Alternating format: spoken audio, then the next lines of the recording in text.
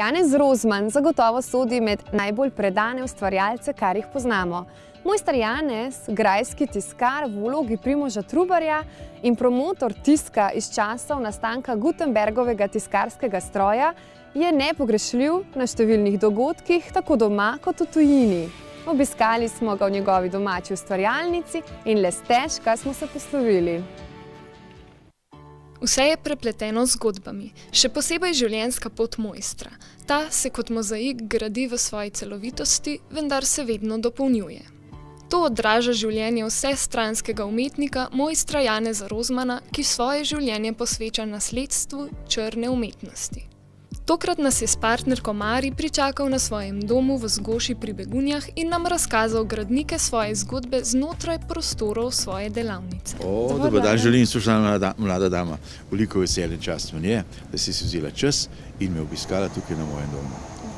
In da ne bomo tukaj preveč na hladnem, bi te povabil, da stopimo v toplejše prostore in bomo marsikaj zanimivega pogledali, videli in pa tudi probali. Super, prosim, hvala.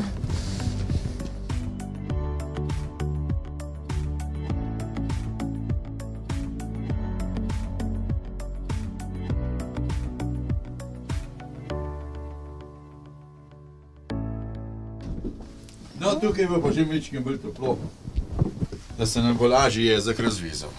Krivec za vse te moje zadeve je dr. France Prešeren.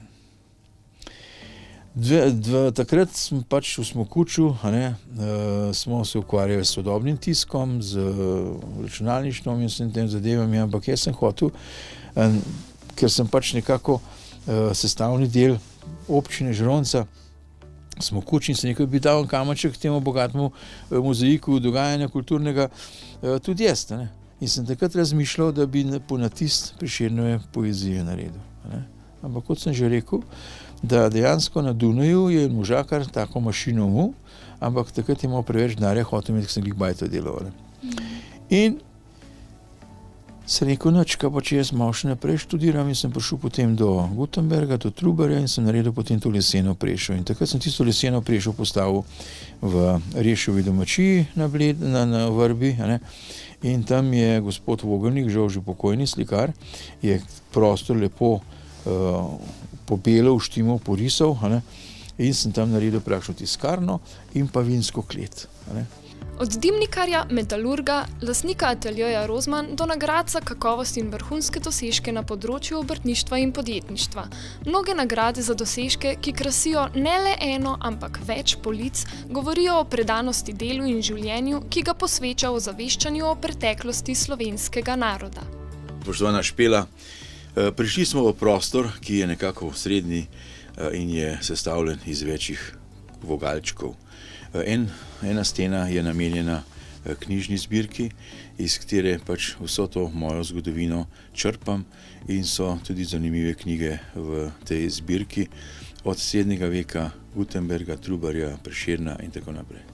Tukaj za mano, za hrbtom so še VHS kasete, katere so posnetki iz televizij in pa raznih posnetkov, ki so mi jih ljudje prinesli, ko so pač te moje nastope snemali. Tam nekaj odzadaj je kotiček, kodr Mari svoje delo upravlja in bi te prosil, če kar greš na svoje delovno mesto. In pa seveda tam nekaj odzadaj je arhiva raznih diplom, priznanj in pa vseh takih stvari, katere smo počeli in smo jih delali. Seveda tukaj na moji desni strani so pa razna drobna darila, katera so, bila dodeljena na raznih šolskih obiskih, raznih gostovanjih, kodr so me povabili, med drugim tudi nagrada Veliki kristalni globus mesta Nürnberg in pa tako naprej. Da ne bom predolg, ker je teh nagrad kar nekaj. Sprehodimo se čez prostore, ki bi vsak posebej lahko bili svoja samostoječa delavnica. Mojster Janez jih s svojim delom povezuje v smiselno celoto. Tukaj za mano so razni kostumi od Trubarja, Gutenberga, Prešerna, Valva Zorja in pa seveda ta srednjeveška kostumacija, te razne srajce, take in drugačne, katere se uporabljajo za nastope, katere se izvajajo na teh srednjeveških prireditvah ali pa v prezentacijah starega tiska ali pa usnjarske zadeve in tako naprej. Kajti moja dejavnost je kar razdeljena na več takih delov in seveda tlele, ki na tem stolu se usedem in razmišljam, kako in kaj dodati kostumu, da je vse tako, kot mora biti, kajti pri teh zadevah sem kar dosleden in mora biti od pokrivala do obleke in do obuvala tako, kot mora biti. Najljubši kostum mi je nekako ta, katerem so tudi oblečen. To je nekako kostum, ki je posnet po Martinu Luthru. Je pa razlika v tem, da pač ne nosim tega protestantskega ovratnika, je izničen z tem belim ovratnikom in pa rokava niso tako široka, kot so pač pri tem kostumu, zato ker me ovirajo pri tisku. Povabil bi te še v osrednji prostor, kodar se nahaja marsikaj zanimivega in tukaj na tej strani je polica z raznimi mojimi knjigami, katere izdelujem v take in drugačne namene. Najrajši pa delam take opisne knjige, kot so recimo takele, ki so toliko debele. Ta knjiga še ni dokončno narejena, ker pač še čaka okrasitev platnic, zato ni še zlepljena. Ampak to so opisne knjige, ki jih uporabljajo razni gostinci, muzeji in pa take stvari. In seveda zraven te knjige je obvezna knjiga, to se imenuje knjiga za pohvale, to je pa knjiga za pritožbe. Ampak zraven te knjige za pritožbe pa še takle svinčnik, da se zelo priročno lahko pač na to pritožba piše. Tako. To je pač vse skupaj v kompletu. No in tukaj so pač take knjige, ki so narejene na ta namen. Tukaj so recimo knjige, ki so izdelane iz ročno izdelanega papirja, po staremu načinu. To so knjige, ki so vezane, nič vam ne padejo v listku, ker pa običajne so knjige. In pa seveda se uporabljajo, ne si bo to kot skicirke, kot pesmarice, in so to res take zanimive knjige. No, ena take zanimive knjig je tudi tole. To je knjiga z usnjenimi platnicami in takole pripravljenim papirjem in se potem ta knjiga z eno vrvico, z eno špago se ta knjiga potem takoliko izveže. No, tukaj imamo pa še en takle potiček, kot so razni spominki in enega od takih spominkov smo tudi pripravljen takle meček, pa z motivom bleda in bomo to preko tudi dali v prodajo na Blejski grad. Zato imamo pa tudi takele cekinčke z Blejskim gradom. To so pa odlitki? To so pa odlitki, ja. To je pa spet pač drugo delo. Tukaj je pač prostorček za pečate, razne take stvari in pa seveda, če gremo na kakšno tako predstavitev, damo tudi kakšen poseben prstan preko rukavice in tako naprej. Tako da je pač kostum popoln. A, da prav čez rokavico pride? Ja, mora biti čez rokavico. In usnjene rokavice? Usnjene rokavice. Delavnica deluje na principu samozadostnosti, zato tako, kot so to počeli v starih časih, mojster Janez papir izdeluje sam. Zdaj pa gremo še v ta prostor. Tukaj je pa dejansko papirnica, kodar se ročno izdeluje papir.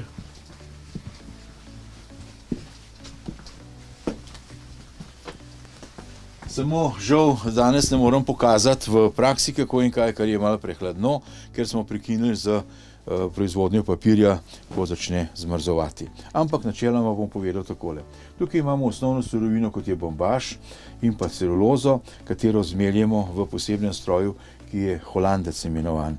Tu se vse skupaj zmelje, scufa in se potem pripravi pulpa, cirka en kubik te pulpe, katere se potem razreči in seveda se potem zatem siti nanaša na to mrežico. To je okvir, katere določa velikost papirja in pa debelino papirja. To je pa mrežica, na katero naplavimo to pulpo. To zajamemo na ta način, da gremo do podna, dvignemo gor in počakamo, da se to tukaj odcedi. Ko je odcejeno, se potem ta okvir odmakne in se potem na tej tkanini ta papir odgavča. Ko je to odgavčeno, se ta papir zloži še v to stiskalnico in se ta voda izcedi. Ko je pa to delno odcejeno, se pa tukaj v sušilnico da in se zadeva suši. Preden bombaž spremenimo v papir, ga je potrebno natrgati. V bistvu je to, da je to tako nabito, da tudi žeblana moraš zabiti to noter. Za eno bi rekel, to mešanco, cirka 50 litrov, je treba eno takole posodo nacufati. Potem se pa tukaj zmeša še z vodo in pa dodajamo različne dodatke, kot so recimo, damo lahko lubje, damo lahko recimo koruzne laske, damo lahko konoplo, damo vse te stvari, da se potem v papirju ta stvar vidi. Ker pri meni je način izdelave papirja ta, da je papir tudi dekorativen. Kajti mora biti tudi še debel in pa mehak, da se lepo odtisne. Dočim načeloma so bile pa preh te papirje, pa da so v to pulpo zmleli čisto do konca, da je bil papir čisto bel in pa tenak. Delavnica je rezultat dolgoletnega posvečanja prebiranju knjig, iskanja starih strojev, popravil, izumov in idej. V njegovih besedah in dejanjih se čuti vztrajnost in doslednost. Popolnen prostor, v katerem je dejansko na razpolago veliko strojev, ki se uporabljajo za tiskarsko tehniko, to se pravi za izdelavo svinčenih črk in pa za tisk. In pa so nekaj drobnih artiklov, kateri so uporabni pri tej zadevi. Tukaj imam najstarejši stroj v moji zbirki, to je praktično stroj, na katerem se je odtipkalo in se ta besedilo potem preneslo v take svinčene vrstice.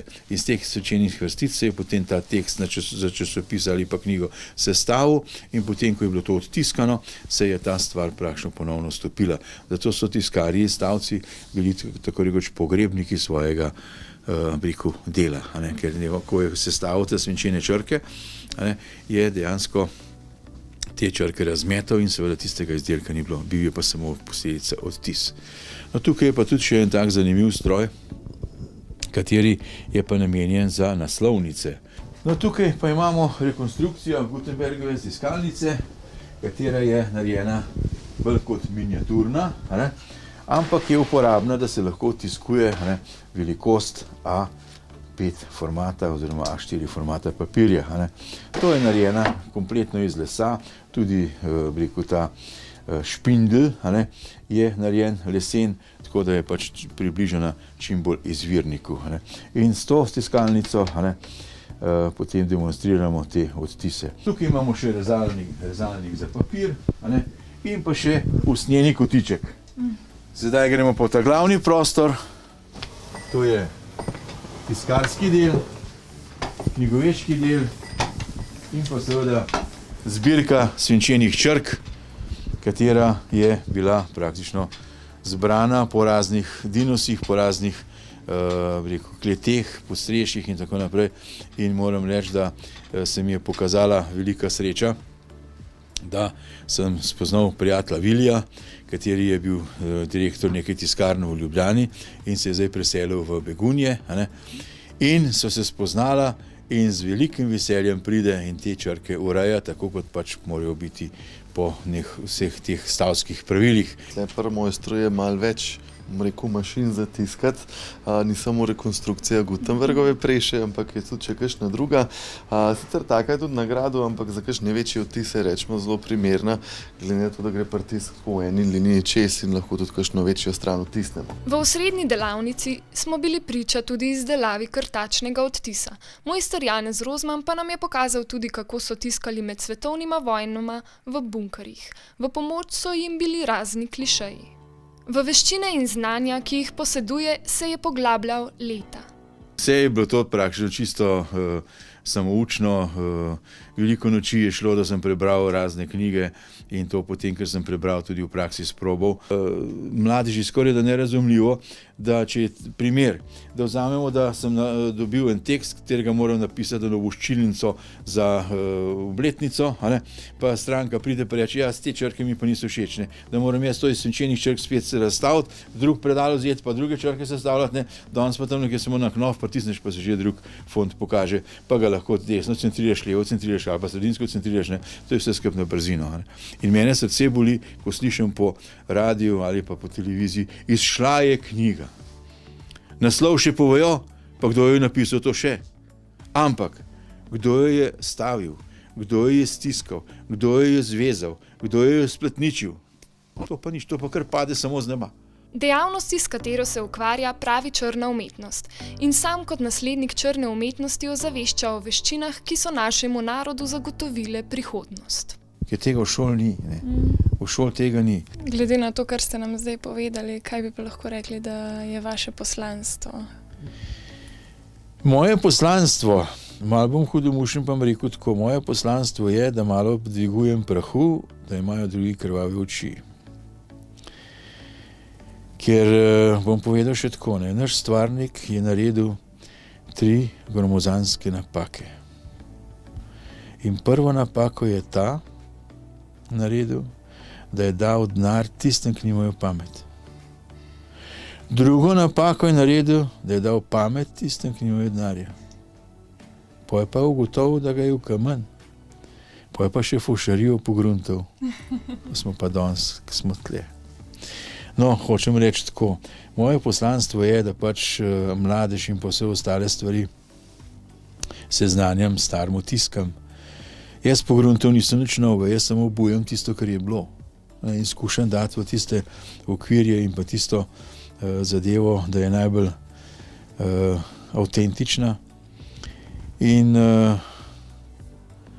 trudim se z vso to mojo ekipo, z Urošem in pa z vsemi ostalimi pomočniki, da nam pač to uspeva in vesel sem, da to nekateri sprejemajo z navdušenjem, nekateri sprejemajo s fovšarijo, nekateri z zavistjo.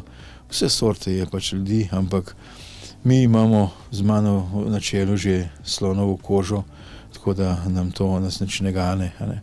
Ampak skušamo pač te stvari le peljati v tej meri, da je tako, kot pač je nekoč nekdaj bila in da imajo tisti, ki tega niso izkusili, posebej vi mladež, vam ni poznano veliko teh stvari. Ponosen sem pa na to, da nekateri starejši, ki že s palčko pride, pa prav, ja, to je pa res tako bilo, kot je. Ne?